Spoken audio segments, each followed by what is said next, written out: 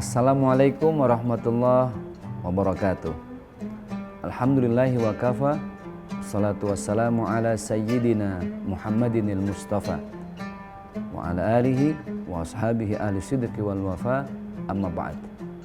Sobat milenial IDN Times yang dimuliakan oleh Allah Subhanahu wa taala. Alhamdulillah kembali lagi bersama saya Zaki Mirza, tentunya di program Sore-sore Berkah, berkah terus, Masya Allah. Bulan Ramadan adalah bulan yang sebentar lagi akan kita lewati. Banyak kenangan, ibadah, nuansa yang begitu membuat kita lebih dekat lagi dengan Allah Subhanahu wa taala. Sebentar lagi kita akan menghadapi Idul Fitri. Dan sebelum masuk ke Idul Fitri, semua orang berbahagia. Semua orang mengagungkan dan membesarkan asma Allah dengan kalimat-kalimat takbir. Takbir artinya membesarkan. Siapa yang dibesarkan? Allah. Mengagungkan. Siapa yang diagungkan? Allah. Mengesakan. Siapa yang diesakan? Allah.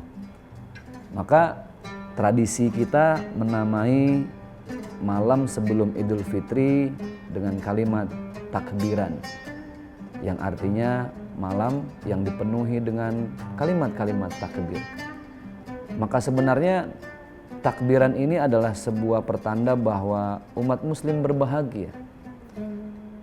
Setelah selesai kita bertakbiran, masuk kita pada satu bulan yang baru, yaitu bulan Syawal, atau kita sebut dengan Idul Fitri. Kembali kita menjadi manusia yang suci lagi. Maka lihat betapa Allah sudah mengatur segala sesuatunya dengan indah. Satu bulan kita menahan lapar dan haus. Kita berperang, kita berjuang melawan hawa nafsu setan. Yang sebenarnya dengan satu bulan itu Allah mau apa yang menjadi kebaikan satu bulan itu akan terus menjadi kebaikan selanjutnya dan selanjutnya.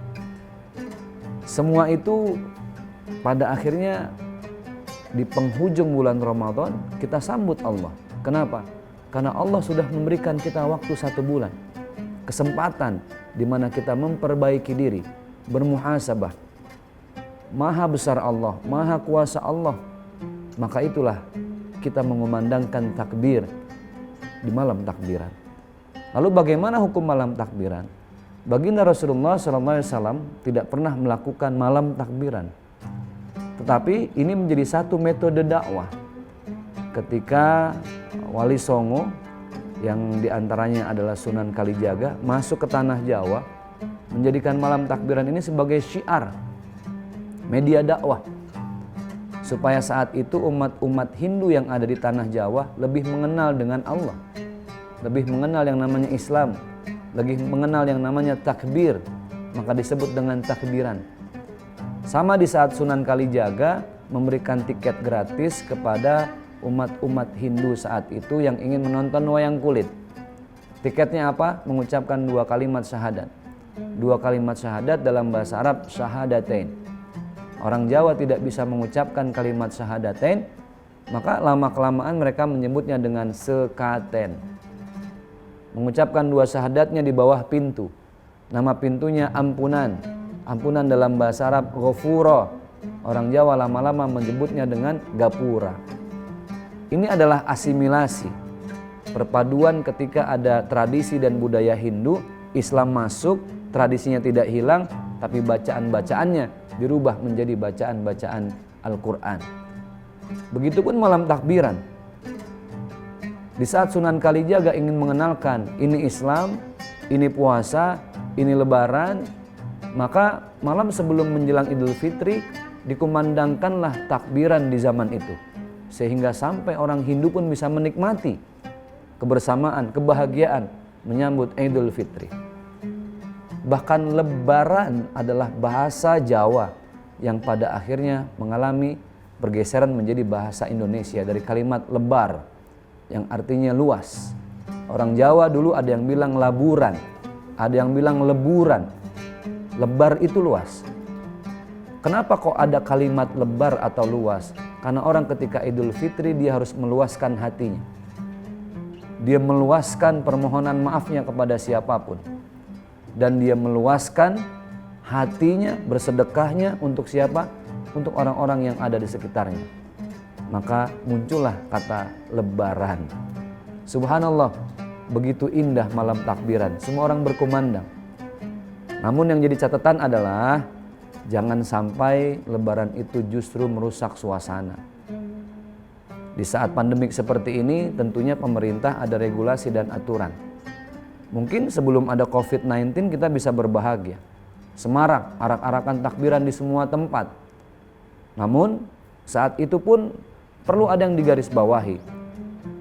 Jangan membuang sampah sembarangan, jangan membuat keributan, harus menjaga kedamaian, jangan menyakiti satu dengan yang lainnya. Apalagi di masa pandemi seperti ini. Yang harus kita jaga adalah jauhi kerumunan, tetap gunakan masker dan selalu cuci tangan. Kenapa? Jangan sampai takbiran kita mengagungkan Allah tapi justru merugikan orang lain. Takbiran ini rasa bahagia di mata Allah sehingga menjadi ibadah. Tapi jangan sampai itu ibadah menjadi sesuatu yang mencoreng pahala kita di mata Allah. Karena apa? Karena justru kita menyebarkan virus. Bisa jadi karena jarak yang tidak dijaga lagi. Kita tidak memakai masker. Maka takbiran nanti silahkan berbahagia. Tapi kita lihat, kalau ada aturan pemerintah yang harus kita taati itu, dan itu insya Allah demi kemaslahatan dan menjadi ibadah di mata Allah Subhanahu wa ta'ala. Allahu akbar kabira walhamdulillahi katsira wa subhanallahi bukrata wa asila. Mari sama-sama kita nanti bertakbiran. Tentunya sesuai dengan aturan pemerintah yang akan berlaku. Dimanapun kita melakukan takbiran, di rumah, di masjid, yang pasti takbir itu harus berkumandang dari hati kita, bukan hanya dari lisan. Semoga nanti kita bisa bertakbiran sesuai dengan keadaan yang akan diberi aturan oleh pemerintah. Semoga bermanfaat. Jumpa lagi nanti bersama saya Zaki Mirza, tentunya masih di Sore-Sore Berkah, berkah terus, Masya Allah. Billahi taufiq wal hidayah. Wassalamualaikum warahmatullahi wabarakatuh.